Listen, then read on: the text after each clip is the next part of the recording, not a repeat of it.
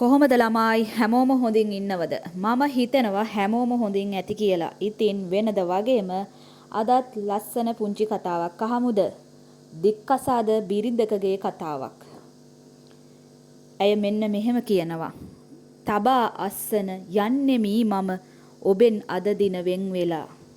පලක් සිට නෙත හැඬූ කඳුලැලි නැතේ අද ගොස් වේලිලා.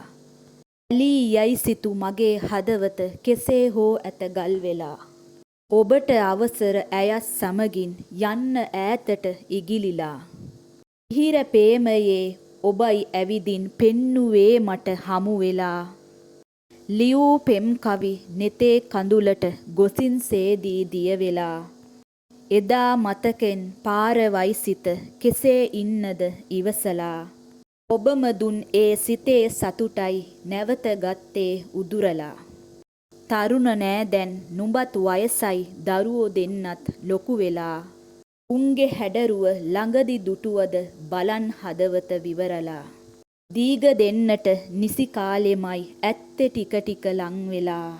ඊට කලියෙන් ගිහින් හනිකට ගනින් ඇගේ අත පටලලා. අවට අඳුරුයි ලෙසට පෙනුනේ සිටිය හින්දයි ඇස් වසා. නොගොස් දබරට ඉවසුවේ මන් දරුවෝ දෙන්නත් ලොකු නිසා. ඒවි දවසක් කරමතින් යන හඬාවිද උන් ඉකිගසා. කරන පව්පල දේවි දවසක නැතිවදෝ ඔබ එය අසා. නීල ගගනත කළු වලාවෙන් සී අඳුරම වැටේවී. පිපුණු ගොමුවෙන් මලක් ගැලවී තුලන් පාරට හැලේවී. වැටුණු වැසිදිය ඔහේ ඇදෙමින් සෙමින් මුහුදට ගලාවී.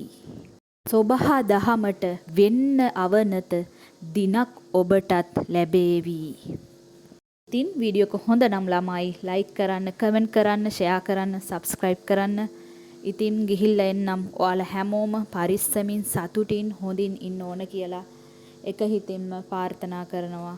හැමෝටම සම්මා සම්බුදු සරණයි.